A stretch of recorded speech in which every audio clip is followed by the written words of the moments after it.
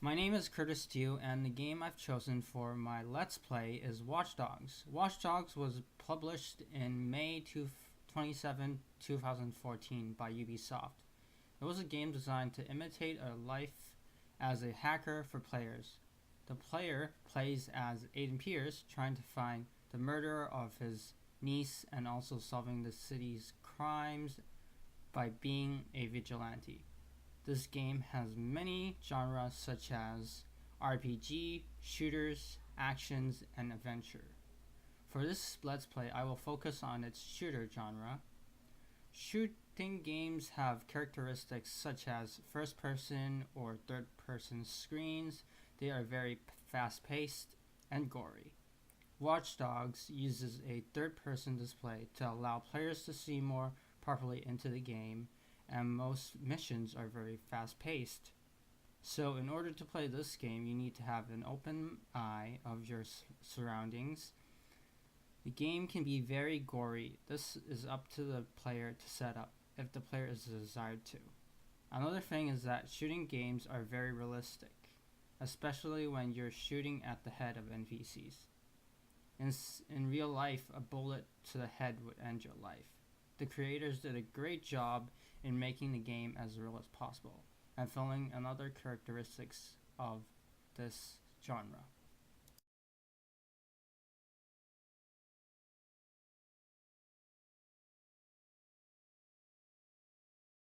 Shooter games must have guns and explosives as game objects to virtually imitate a real-life shooting combat situation. Watch Dogs has a big variety of guns and explosives we can choose from. Now I will show you what kind of guns are available with the weapon screen. Shit, no!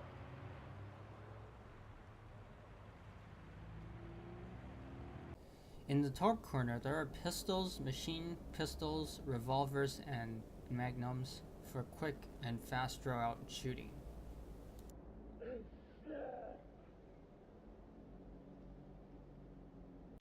In the right corner, there are assault rifles and submachine guns for quick, long-range assaults and multiple round fire. Shit, no! In the bottom corner, there are sniper rifles and grenade launchers for precision aiming and big explosions.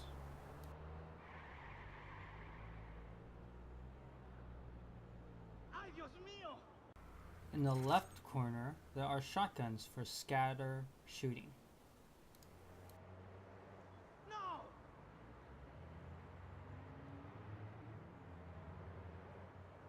Lastly, in the in-between areas, we have explosives, lures, hacking tools, and focus boosts for ease of combat. Shit, no! In order to demonstrate the game's shooter characteristic more in depth, I will use one of the gang hideout side missions in the game. For these missions, the game rule is to infiltrate the hideout and kill majority of the people in this hideout. The reason I'm saying majority is because the bosses cannot be killed. Instead, we need to knock out these people. Players can kill them, but they will end up losing the game and have to start over. The following video will demonstrate what's happening.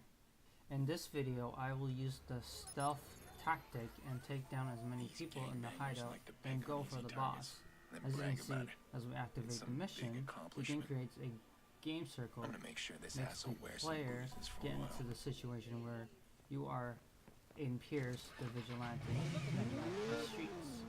Now you might wonder why I took this specific route in order to infiltrate this building, because this is pretty much the best spot to start the mission, since I've tested out many times. Now I will be using the hacking game mechanic to make sure the gang members do not notice me and alert gang members outside the building.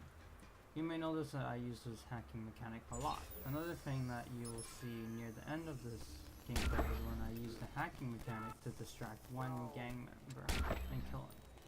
These are game assaults because I'm using the hacking mechanic in conjunction to my shooting to help me through the gameplay.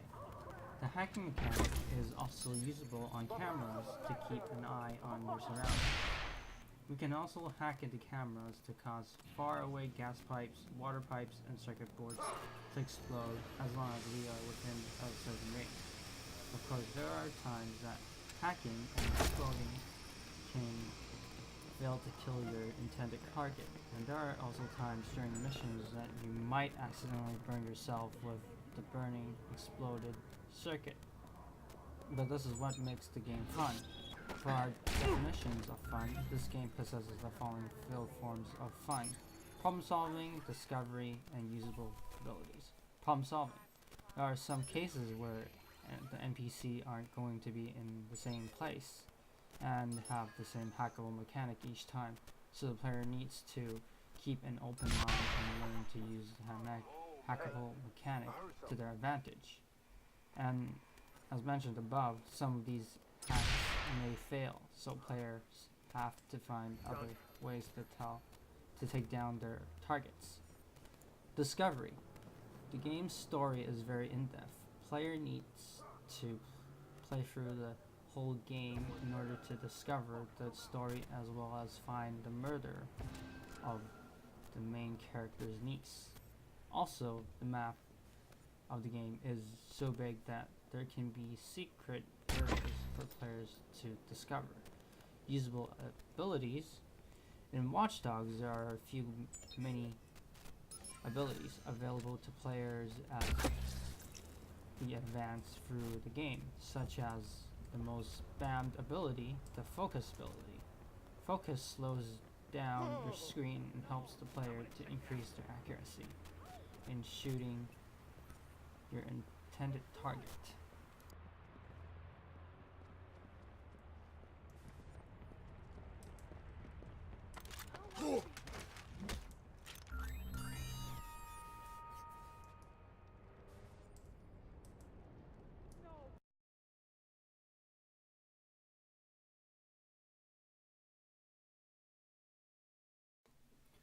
Watch Dogs was a very popular and anticipated game due to its graphics and hacking mechanic. And because of this, there were many YouTube videos made by RPG gaming YouTubers when it first came out. These videos are still accessible to this day. To prove this, I will show you a search I did on YouTube. As you can see, there are lots of videos on YouTube about this game.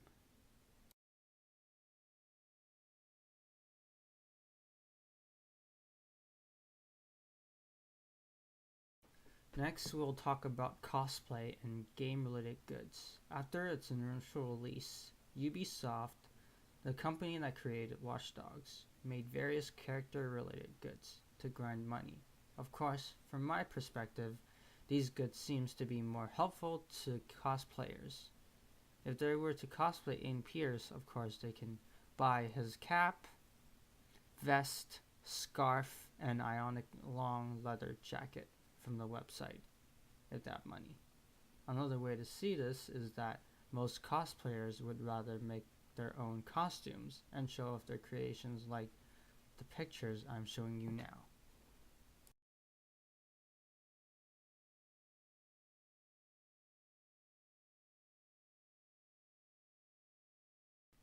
Next, I will talk about the open competition of this game. Due to the game design, there are no open competitions like esports.